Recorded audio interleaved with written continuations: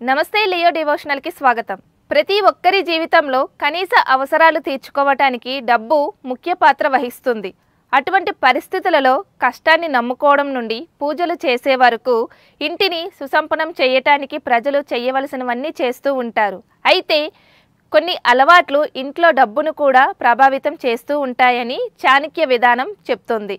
ఇంట్లో లక్ష్మి రాకుండా నిరోధించటానికి ఇంటి వ్యక్తులు కొన్ని చెడు అలవాట్లకు దోహదపడుతూ ఉంటారు.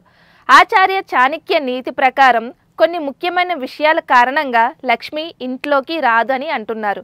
అటువంటి పరిస్థితులలో ఈ విషయాలపై శ్రద్ధ చూపటం ద్వారా మీ ఇంట్లో డబ్బు ప్రవేశిస్తుందని ఆచార్య చాణక్య చెప్తున్నారు. ఇంటి శుభ్రతపై ప్రత్యేక శ్రద్ధ వహించాలని ఆచార్య చెప్తున్నారు.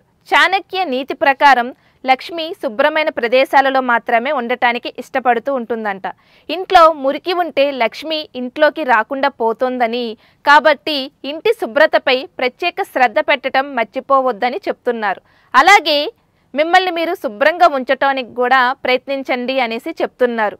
ముఖ్యంగా దంతాలు శుభ్రపరచుకోవడం. లక్ష్మి ప్రసన్నం చేసుకోవటానికి దంతాలను శుభ్రంగా ఉంచుకోవడం కూడా చాలా ముఖ్యమని అంటున్నారు ఆచార్య.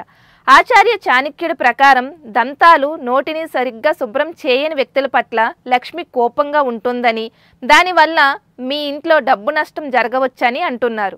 అదేవిధంగా పరిమిత పరిమాణంలో ఆహారాన్ని తినడం కూడా లక్ష్మికి నచ్చదని చెప్తున్నారు. చాణక్య నీతి ప్రకారం ఆకలి కంటే ఎక్కువ తినే వ్యక్తుల పట్ల లక్ష్మి ఎప్పుడూ సంతోషంగా ఉండదని, మీ పరిమితికి మించి తినే అలవాటు మిమ్మల్ని పేదరికానికి గురి చేస్తుందని, కాబట్టి ఆకలిని బట్టే ఆహారం తీసుకోవడం మంచిదని చాణక్య విధానం చెప్తోంది.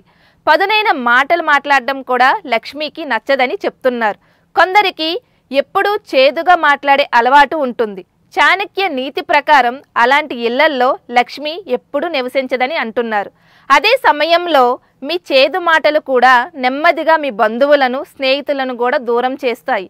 నిద్రపోయే సమయాన్ని కూడా నియమించుకోవడం చక్కనైన పద్ధతి అనేసి అంటున్నారు. చాణక్య నీతి ప్రకారం అకాల నిద్రపోయే వ్యక్తుల ఇంటికి లక్ష్మి రాదని అంటున్నారు. ముఖ్యంగా సూర్యోదయం, సూర్యాస్తమం సమయంలో లక్ష్మి ఇంట్లోకి రాకుండా అకాల నిద్ర పని చేస్తుందని అంటున్నారు. అలాగే ఇది ఆరోగ్యంపై కూడా దుష్ప్రభావాలు కలిగిస్తుందని చెప్తున్నారు.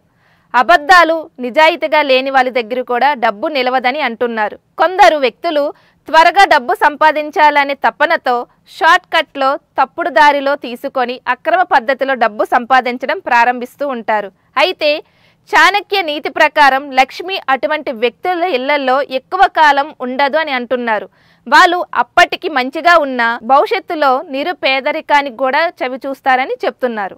ఇదండి చాణక్య విధానం ప్రకారం లక్ష్మి ఎవరి దగ్గర ఉంటుంది, ఎవరి దగ్గర ఉండదు అన్న విషయం అనేది. ఇంకొకసారి సరికొత్త కథనంతో మళ్ళీ కలుద్దాం. అంతవరకు సెలవు. నమస్తే.